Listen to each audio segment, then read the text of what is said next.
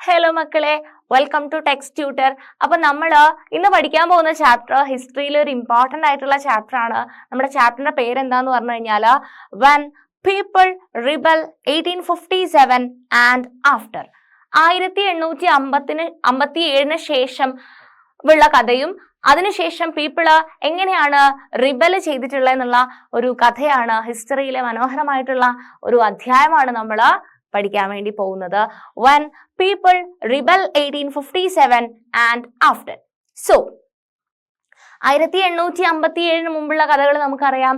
British east India company ഇന്ത്യയിൽ സ്ഥാപിതം 1600 വന്നിട്ടുള്ളതും അതിനുശേഷം ബ്രിട്ടീഷുകാര് ഇന്ത്യയിൽ കൊണ്ടുവന്നിട്ടുള്ള നയങ്ങളും ഇന്ത്യയിലെ അവരുടെ അടുത്തുണ്ടായിരുന്ന അപ്രോച്ചും കാര്യങ്ങളൊക്കെ നമുക്ക് അറിയുന്നതാണ്. So policies and the people. ആദ്യം നവാബുകൾക്കായിരുന്നു ഇവിടെ പവർ ഉണ്ടായിരുന്നത്. when Nawabs lose their power, നവാബിന് അവരുടെ പവർ നഷ്ടപ്പെടുകയാണ് ചെയ്യുന്നത്. So since the mid 18th century, Nawabs and Rajas had seen their power grow. They had gradually lost their authority and honor. Residents had been stationed in many courts. The freedom of the rulers reduced, their armed forces disbanded, and their revenues and territories taken away by stages. അപ്പം ബ്രിട്ടീഷുകാർ വന്നു, നവാബിനായിരുന്നു ഇവിടെ position ഉണ്ടായിരുന്നത്. നവാബിന്റെ power നഷ്ടപ്പെട്ടുകൊണ്ടിരിക്കുകയാണ്. അവർക്ക് ചില പ്രത്യേക ഏരിയകളിൽ അവർക്ക് പ്രത്യേക പവർ ഉണ്ടായിരുന്നു. ആ അതോറിറ്റി എല്ലാം, ആ ഓണർ എല്ലാം നഷ്ടപ്പെടുകയാണ്, ആ റെസ്പെക്ട് എല്ലാം നഷ്ടപ്പെടുകയാണ് ചെയ്യുന്നത്. And many ruling families try to negotiate with the company to protect their interest. കുറേ റൂളിംഗ് ഫാമിലീസ് അവരുടെ അധികാരങ്ങൾ നഷ്ടപ്പെടാതിരിക്കാൻ വേണ്ടിയിട്ട് ഈസ്റ്റ് ഇന്ത്യ കമ്പനിയുമായിട്ട് നെഗോഷിയേറ്റ് ചെയ്യുന്നുണ്ടായിരുന്നു. For example, Rani Lakshmibai of Jhansi വളരെ ഇമ്പോർട്ടൻ്റ് ആയിട്ടുള്ള ഒരു ലേഡിയാണ് നമ്മുടെ ഇന്ത്യൻ സ്വാതന്ത്ര്യ സമരത്തില്, അല്ലെങ്കിൽ വളരെ ശക്തമായിട്ടുള്ള ഒരു പ്രതിഷേധം രേഖപ്പെടുത്തിയിട്ടുള്ള ആളാണ് റാണി ലക്ഷ്മിബായി ഓഫ് ഝാൻസി റാണി എന്ന് അറിയപ്പെടുന്നു. ആ സ്ത്രീ wanted the company to recognize her adopted son as the heir to the kingdom after the death of her husband. അപ്പം അവർക്ക് എന്തായിരുന്നു അവരുടെ ആവശ്യം?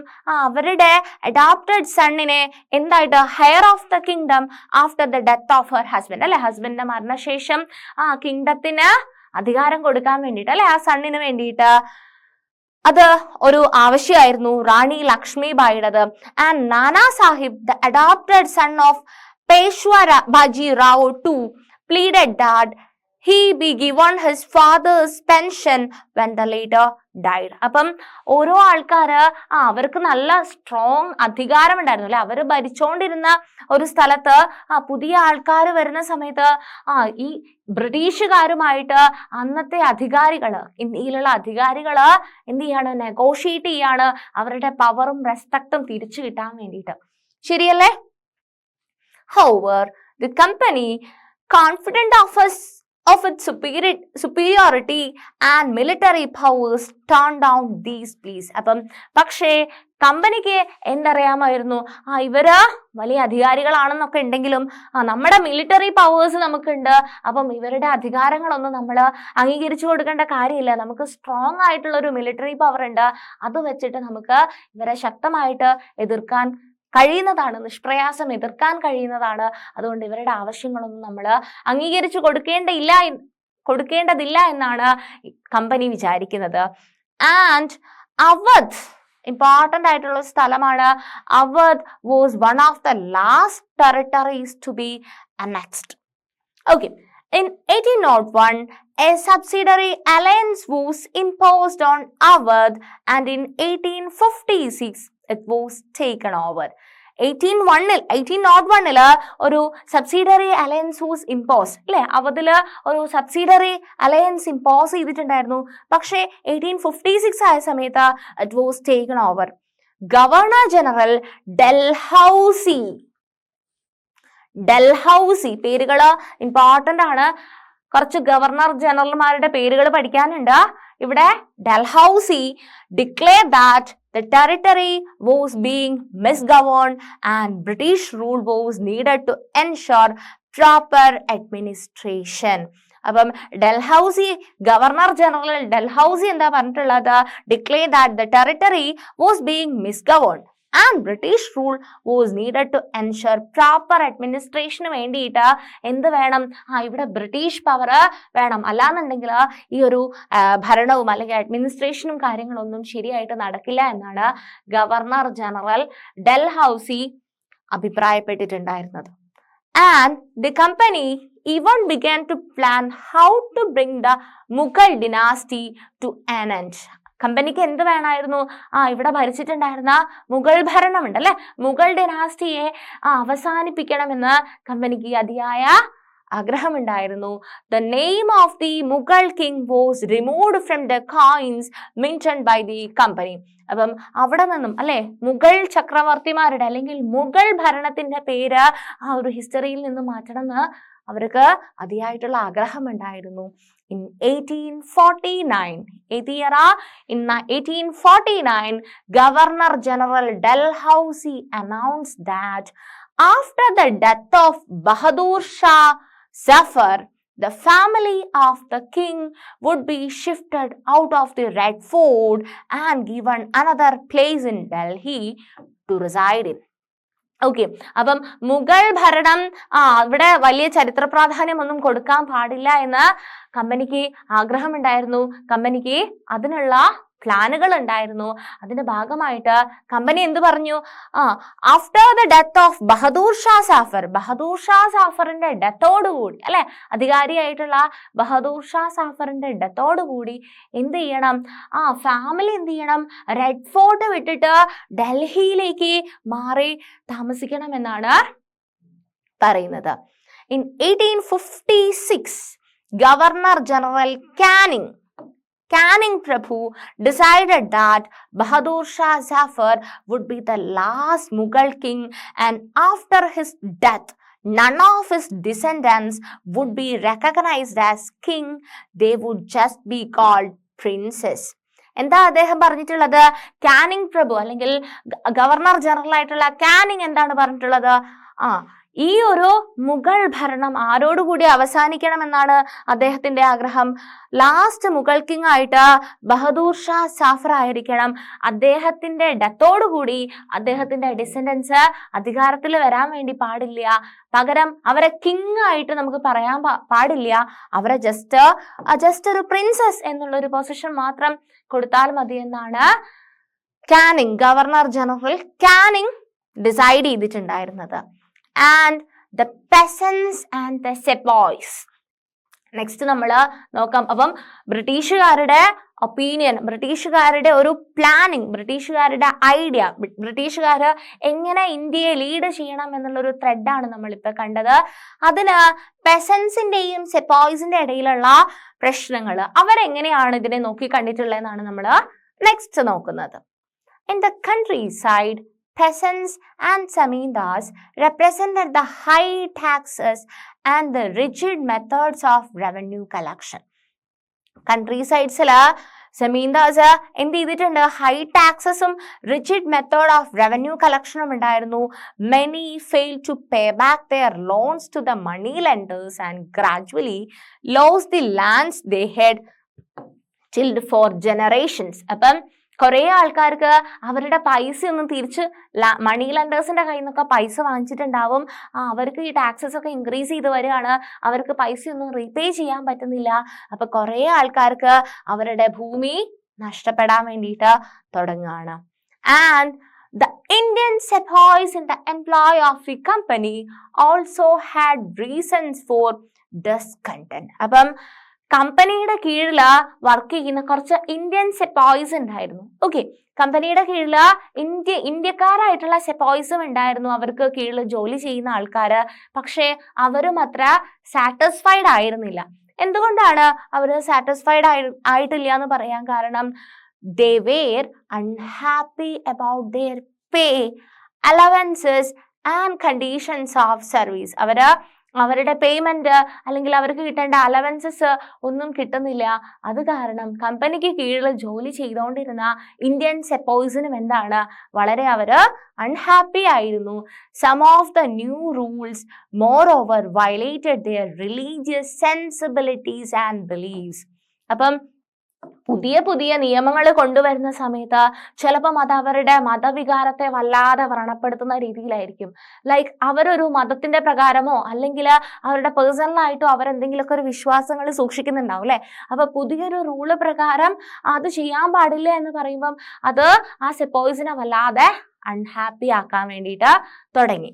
So, did you know that in those days many people in the country believed that if they crossed the sea, they would lose their religion and caste?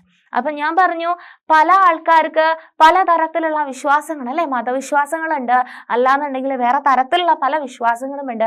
അപ്പം അന്ന് അങ്ങനെ നിലനിന്നിട്ടുള്ള ഒരു വിശ്വാസമായിരുന്നു നമ്മള് സീ അല്ലെ, നമ്മൾ കടൽ മാർഗം അല്ലെ കടൽ ക്രോസ് ചെയ്ത് പോവുകയാണെന്നുണ്ടെങ്കിൽ അത് നമ്മളുടെ ജാതിയിൽ നിന്നും അല്ലെങ്കിൽ നമ്മുടെ മതത്തിൽ നിന്നും നമ്മുടെ മതം നമുക്ക് നഷ്ടപ്പെടുന്നതിന് തുല്യമാണെന്ന് വിശ്വസിച്ചിട്ടുള്ള ആൾക്കാരുണ്ടായിരുന്നു. അതായത് കടല് ക്രോസ് ചെയ്ത് കഴിഞ്ഞാൽ നമുക്ക് നമ്മുടെ ജാതിയും മതമൊക്കെ നഷ്ടപ്പെടുമെന്ന് വിചാരിച്ചിട്ടുള്ള ആൾക്കാർ. അവർക്ക് ജാതിയും മതവും വളരെ ഇമ്പോർട്ടന്റ് ആയിട്ടായിരുന്നു അവർ നോക്കിക്കണ്ടിട്ടുണ്ടായിരുന്നത്. അപ്പം കടല് കടക്കുക എന്ന് പറയുന്നത് അവർക്ക് ഒട്ടും ആലോചിക്കാൻ പോലും പറ്റാത്ത കാര്യമായിരുന്നു. കാരണം അവരുടെ വിശ്വാസപ്രകാരം എന്തായിരുന്നു, അങ്ങനെ ചെയ്തു കഴിഞ്ഞാൽ അവർക്ക് അവരുടെ കാസ്റ്റും റിലീജിയനും ഒക്കെ നഷ്ടപ്പെടുന്നായിരുന്നു അവരുടെ ഒരു ബിലീഫ് എന്ന് പറയുന്നത്. So when in 1824 the sepoys were told to go to Burma by the sea route to fight for the company, they refused to follow the order. അപ്പം 1824 അവർക്ക്, ഞാൻ ഓൾറെഡി പറഞ്ഞു, അവർക്ക് സീ റൂട്ടിൽ പോകുന്നത് അവരുടെ ജാതി മതമൊക്കെ നഷ്ടപ്പെടുന്നതിന് തുല്യാന്ന് പറഞ്ഞു. പക്ഷേ 1824 സെപ്പോയ്സിന്റെ അടുത്ത് ബർമയിലേക്ക് സീ റൂട്ട് വഴി പോകാൻ വേണ്ടിയിട്ട്, കമ്പനിക്ക് വേണ്ടിയിട്ട് ഫൈറ്റ് ചെയ്യാൻ വേണ്ടിയിട്ട് അല്ലെ, യുദ്ധത്തിന് വേണ്ടിയിട്ട് എന്ത് ചെയ്യാൻ വേണ്ടിയിട്ട് സീ റൂട്ട് വഴി പോവാം, ബർമയിലേക്ക് പോകാൻ വേണ്ടി പറയാണ്. പക്ഷേ അവർക്കത് അക്സെപ്റ്റ് ചെയ്യാൻ പറ്റിയിട്ടുണ്ടായിരുന്നില്ല. They refuse to follow the order though they agree to go by the land route. പക്ഷെ അവർക്ക് സീ റൂട്ട് മാത്രമേ പ്രശ്നം ഉണ്ടായിരുന്നുള്ളൂ. അവർക്ക് ലാൻഡ് റൂട്ട് പോകുന്നതിന് കുഴപ്പമില്ല. അവർ ലാൻഡ് റൂട്ടിൽ പോകുന്നതിന് അവർക്ക് കുഴപ്പമുണ്ടായിരുന്നില്ല. They were severely punished and since the issue did not die down. So അവര് സിവിയർ ആയിട്ട് പണിഷ് ചെയ്യപ്പെട്ടു. And in 1856 the company passed a new law which stated that every new person who took up employment in the company's army had to agree to serve overseas if required. അപ്പം 1856 എന്ത് ചെയ്തു, company ഒരു പുതിയ നിയമം കൊണ്ടുവരികയാണ്. എന്താണ് നിയമം എന്ന് പറഞ്ഞു കഴിഞ്ഞാൽ, every new person who took up employment in the companies army അല്ലെ, കമ്പനീസ് ആർമിയിൽ ആരൊക്കെയാണോ പുതുതായിട്ട് ജോലിക്ക് ചേരുന്നത് അവരെല്ലാം ഓവർസീസ് യാത്ര ചെയ്യേണ്ടി വന്നു കഴിഞ്ഞാൽ ചെയ്യേണ്ടത് കമ്പൽസറി ആണ് എന്നുള്ളൊരു നിയമം കമ്പനി 1856 കൊണ്ടുവരികയാണ്. Sepoys also reacted to what was happening in the countries out. അപ്പം സെപ്പോയ്സ് ഞാൻ പറഞ്ഞു എല്ലാ ആൾക്കാർക്കും അത് അഡ്ജസ്റ്റ് ചെയ്യാനോ അല്ലെങ്കിൽ അത് ചെയ്യാനോ പറ്റണമെന്ന് ഇല്ല. അപ്പൊ അവര് റിയാക്ട് ചെയ്തു. Many of them were peasants and had families living in the villages. So the anger of the peasants quickly spread among the sepoys. അപ്പം ഈ സെപ്പോയ്സിൽ കുറെ ആൾക്കാർ വില്ലേജ് സൈഡിൽ അല്ലെ, അവരുടെ ഫാമിലി ഒക്കെ വില്ലേജിലുള്ള ആൾക്കാരായിരിക്കും. അപ്പൊ അവർക്ക് ഇതൊന്നും അത്ര പെട്ടെന്ന് ആക്സെപ്റ്റ് ചെയ്യാനൊന്നും പറ്റില്ല. അപ്പം അത് വില്ലേജേഴ്സിന്റെ ഇടയിലുള്ള ഒരു ആങ്കർ അല്ലെ, പെസൻസിന്റെ ഇടയിലുള്ള ഒരു ആങ്കറും കൂടെ എന്താ സെപ്പോയ്സിന്റെ ഇടയിലുള്ള ഒരു പ്രൊട്ടസ്റ്റ് വരുവാണ് ബ്രിട്ടീഷുകാരുടെ ഇത്തരം നയങ്ങൾക്ക് അഗെയിൻസ്റ്റ് ആയിട്ട്. Okay, and responses to reforms. റീഫോംസിന് വേണ്ടിയിട്ടുള്ള റെസ്പോൺസസ് എന്തൊക്കെയായിരുന്നു? So the British believe that Indian society had to be reformed.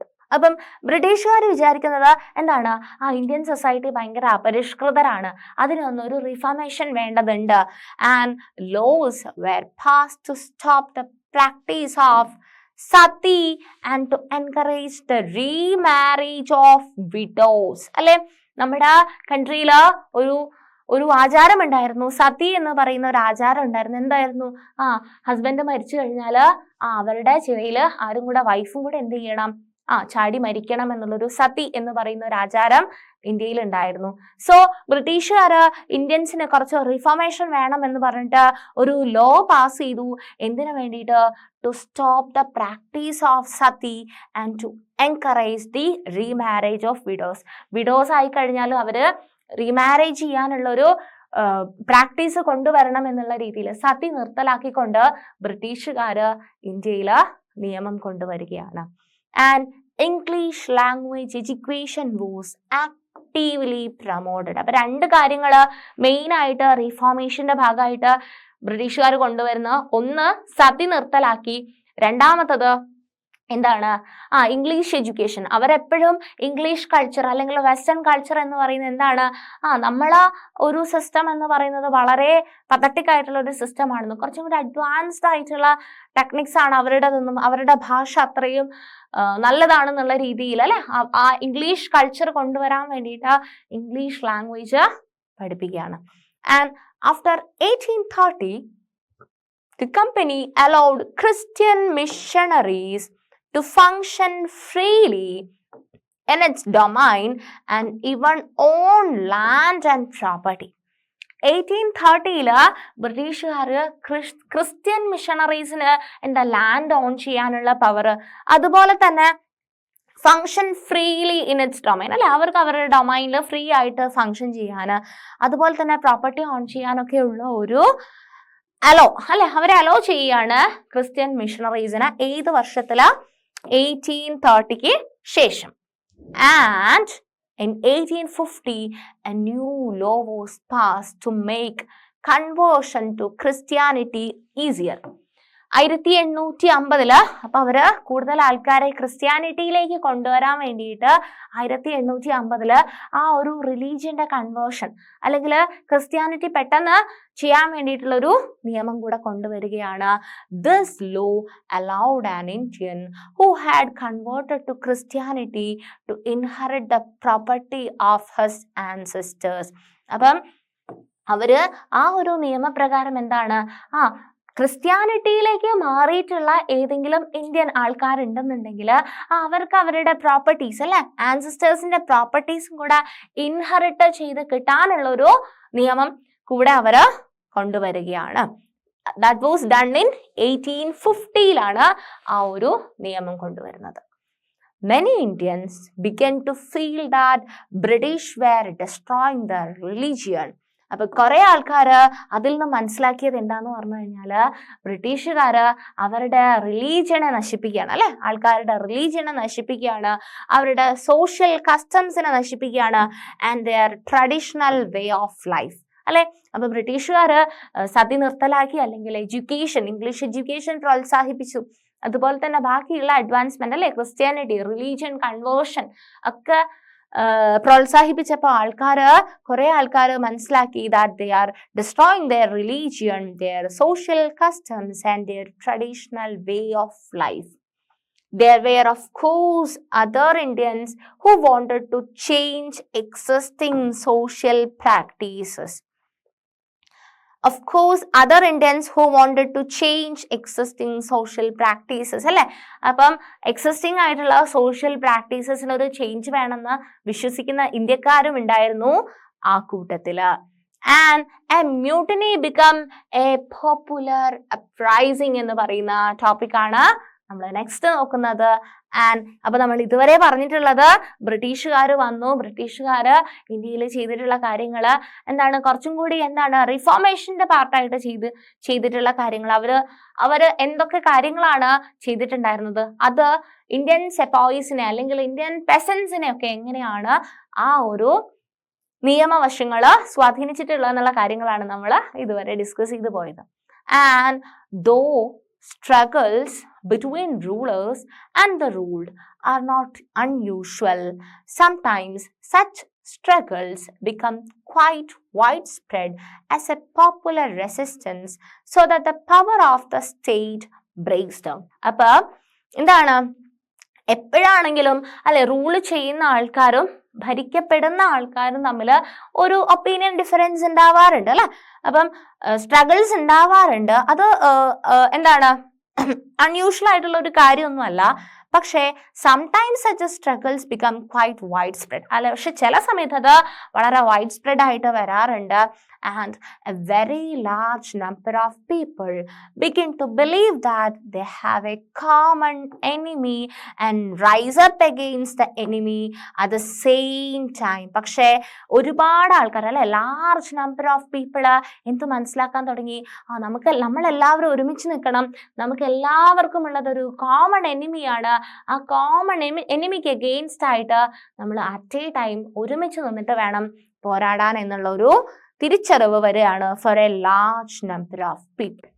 Okay, and for such a situation to develop, people have to organize, communicate, take initiative and display the confidence to turn the situation around. അപ്പം അങ്ങനത്തെ ഒരു situation അല്ലെ, നമുക്ക് common enemy ഉണ്ട് എന്ന് മനസ്സിലാക്കി അതിനെതിരെ പ്രതിഷേധിക്കാൻ വേണ്ടിയിട്ട് എന്ത് ചെയ്യണം? പീപ്പിൾ ഹാവ് ടു ഓർഗനൈസ് ചെയ്യണം അല്ലെ. ആൾക്കാർ ഓർഗനൈസ് ചെയ്തിട്ട് അവരങ്ങോട്ടും ഇങ്ങോട്ടും കമ്മ്യൂണിക്കേറ്റ് ചെയ്യണം. നമ്മൾ എന്ത് ചെയ്യണം, ഇതിന് എഗെയിൻസ്റ്റ് ആയിട്ട് നമ്മൾ എന്ത് ചെയ്യണം അല്ലെ. അവർ ഒരു കൂടിച്ചേർന്നിട്ടൊരു തീരുമാനം എടുക്കണം. അവർ അതിന് വേണ്ട ഇനീഷ്യേറ്റീവ് അല്ലെ, അതിന് എഗെയിൻസ്റ്റ് ആയിട്ട് ഫൈറ്റ് ചെയ്യാനുള്ള ഒരു ഇനീഷ്യേറ്റീവ് എടുക്കണം. And display the confidence to turn the situation against അല്ലെ. അപ്പൊ എല്ലാവരും ഇങ്ങനെ പേടിച്ചിരിക്കുകയാണെന്നുള്ള ഒരു സിറ്റുവേഷൻ മാറിയിട്ട് അല്ലെ, അവർക്ക് ആ ഒരു കോൺഫിഡൻസ് കിട്ടണം അല്ലെ, ഇതിന് അഗെയിൻസ്റ്റ് ആയിട്ട് നിൽക്കാനുള്ള ഒരു കോൺഫിഡൻസ് കിട്ടണം. അതിനെല്ലാവരും കൂടെ ഓർഗനൈസ് ചെയ്തിട്ട് ഡിസ്കസ് ചെയ്തിട്ട് കമ്മ്യൂണിക്കേറ്റ് ചെയ്തിട്ട് ഒരു ഇനീഷ്യേറ്റീവ് എടുക്കേണ്ടതുണ്ട്. In 1857, after 100 years of conquest and administration, the English East India Company faced a massive uprising that started in May 1857 and threatened massive uprising that started in May 1857 and threatened the company's very presence in India. അങ്ങനെ ഒരു 100 years of conquest and administration East India company faced a massive uprising അല്ലെ. അപ്പം May 1857 എന്താണ്? Threaten the company's very presence in India. East India കമ്പനിക്ക് ഇവിടെയുള്ള ഒരു റോളിനെ പറ്റിയിട്ട് വളരെ ആശങ്ക അല്ലെ. ഈസ്റ്റ് ഇന്ത്യ കമ്പനിയുടെ കയ്യിൽ നിന്നും കാരണം പെസൻസ് എല്ലാം തിരിഞ്ഞിരിക്കുകയാണ് അല്ലെ, അവരെല്ലാം കമ്മ്യൂണിക്കേറ്റ് ചെയ്ത് മാസമായിട്ട് അവർക്ക് അഗെയിൻസ്റ്റ് ആയിട്ട് initiative എടുത്തുകൊണ്ടിരിക്കുകയാണ്. And sepoys mutinied in several places beginning from Meerut, and a large number of people from different sections of society rose up in rebellion. Even sepoys turned against British and different people from different sections organized against this British East India Company, and some regard it as the biggest armed resistance to colonialism in the 19th century anywhere in the world. ലോകത്ത് എവിടെ നോക്കി എല്ലായിടത്തും ഉണ്ട് അല്ലെ colony, എല്ലാ ഇന്ത്യയിൽ മാത്രമല്ല. അപ്പം എവിടത്തെ ഒരു റെസിസ്റ്റൻസ് എടുത്ത് നോക്കിയാലും ഇതെന്ന് പറയുന്നത് അത്രയും സ്ട്രോങ് ആയിട്ടുള്ള ബിഗ്ഗസ്റ്റ് ആംഡ് റെസിസ്റ്റൻസ് ആണ് അല്ലെ. എല്ലാ ആൾക്കാരും കൂടെ ഒരുമിച്ച് ഓർഗനൈസ് ചെയ്തിട്ട് ഈസ്റ്റ് ഇന്ത്യ കമ്പനിക്ക് അഗെയിൻസ്റ്റ് ആയിട്ട് ചെയ്യുന്ന ഒരു ബിഗ്ഗസ്റ്റ് ആയിട്ടുള്ള ആംഡ് റെസിസ്റ്റൻസ് ആണ് in the 19th century anywhere in the world. And from Meerut to Delhi. അപ്പം മീററ്റില് സിപ്പോയ്സ് എന്ത് ചെയ്തിട്ടുണ്ട്? റെസിസ്റ്റൻസ് കാണിച്ചിട്ടുണ്ട്, പ്രൊട്ടസ്റ്റ് ചെയ്തിട്ടുണ്ട്. ആൻഡ് മീററ്റിൽ നിന്നും ഡൽഹിയിലേക്ക് on 8 April 1857 a young soldier Mangal Panda was hanged to death for attacking his officers in Barakpur. അപ്പം 1857 April മാസം 8-ാം തീയതി മംഗൽ പാണ്ഡെ എന്ന്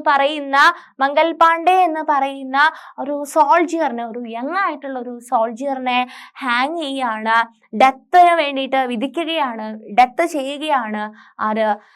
ബാരക്പൂറിൽ വെച്ചിട്ട് ഒരു ഓഫീസേഴ്സിനെ അറ്റാക്ക് ചെയ്തതിന്റെ പേരിൽ, ഈ റെസിസ്റ്റൻസിന്റെ ഭാഗമായിട്ട് ഓഫീസേഴ്സിനെ അറ്റാക്ക് ചെയ്തതിന്റെ പേരിൽ അദ്ദേഹത്തെ കൊല്ലുകയാണ്.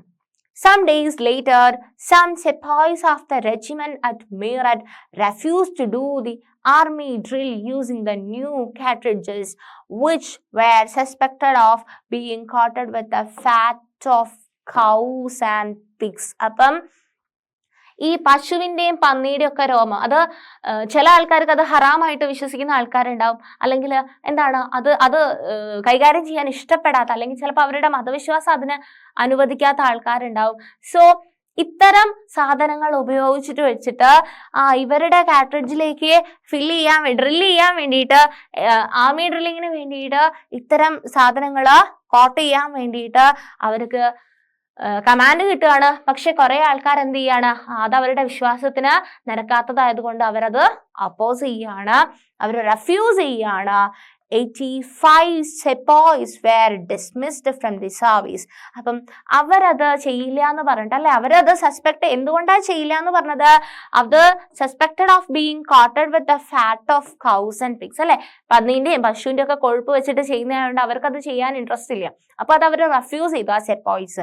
അപ്പം അതിന്റെ ഭാഗമായിട്ട് 85 സെപ്പോയ്സിനെ എന്ത് ചെയ്തു, അവര് ജോലിയിൽ നിന്നും ഡിസ്മിസ് ചെയ്തു and sentenced to 10 years in jail for disobeying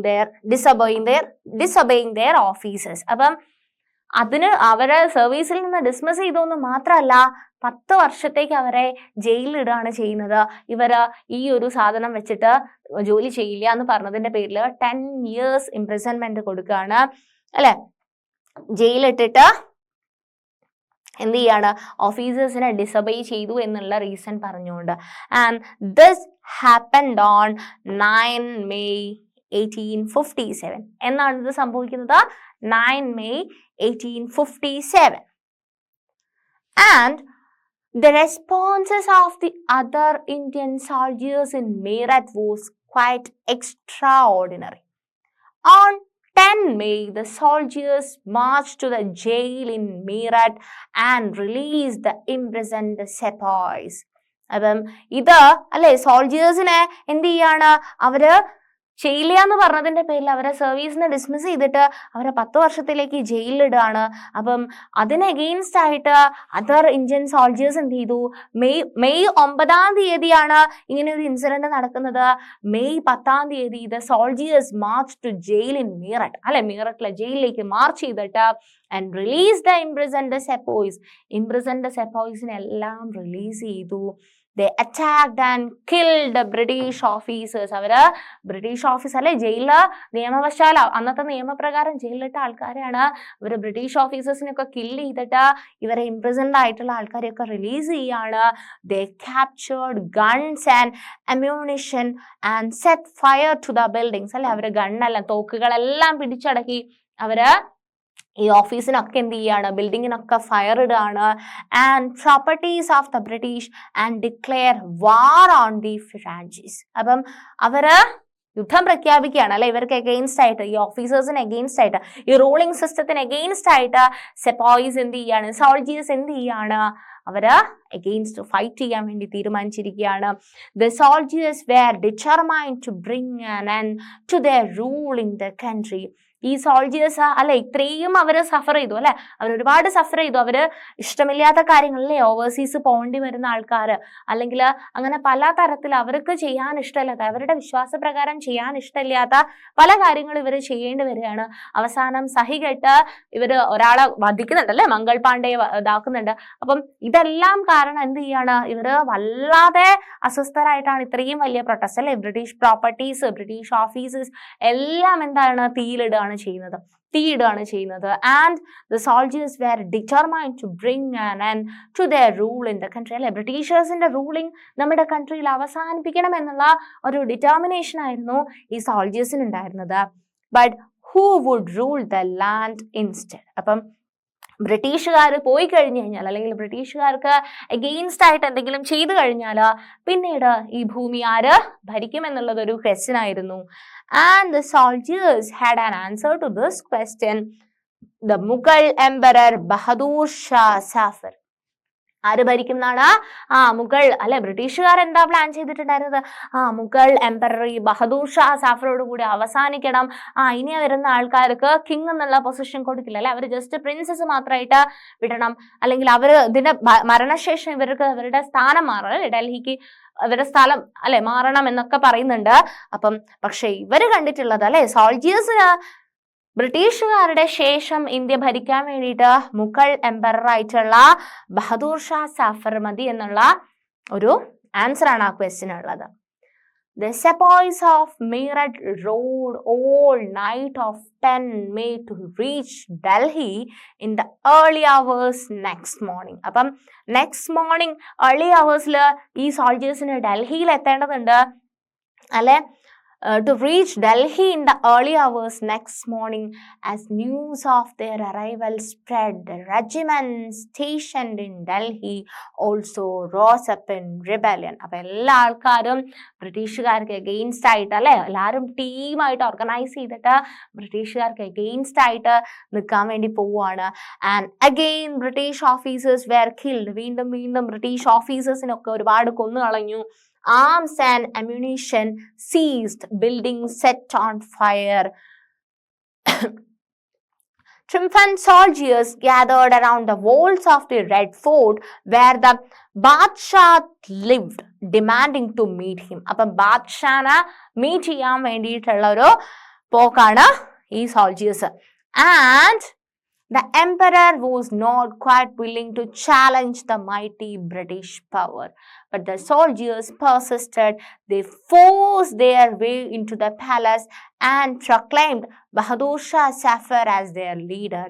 The aging emperor had to accept this demand. അപ്പം എംപററിന് പ്രായമായിക്കൊണ്ടിരിക്കുകയാണെങ്കിലും അദ്ദേഹം എന്താ സോൾജിയേഴ്സിന് ആരാണ് ബഹദൂർ ഷാ ജാഫർ ആയിരുന്നു അവരുടെ എംപയർ ആയിട്ട് വേണ്ടിയിട്ടുണ്ടായിരുന്നത്.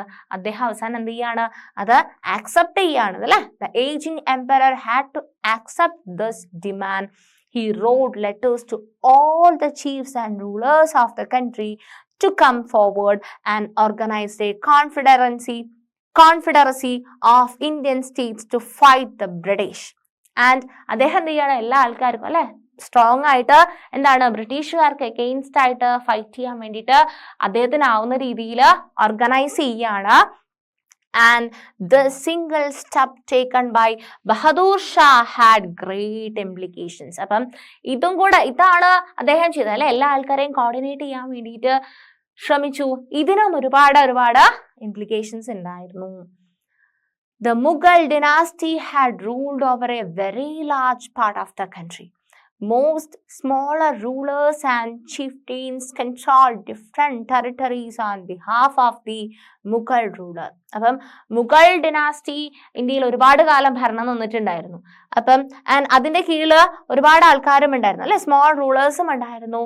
Threatened by the expansion of British rule, many of them felt that if Mughal emperor could rule again, they too would be able to rule their own territories once more under Mughal authority. അപ്പം കുറച്ച് smaller rulers ഉണ്ട് അല്ലെ.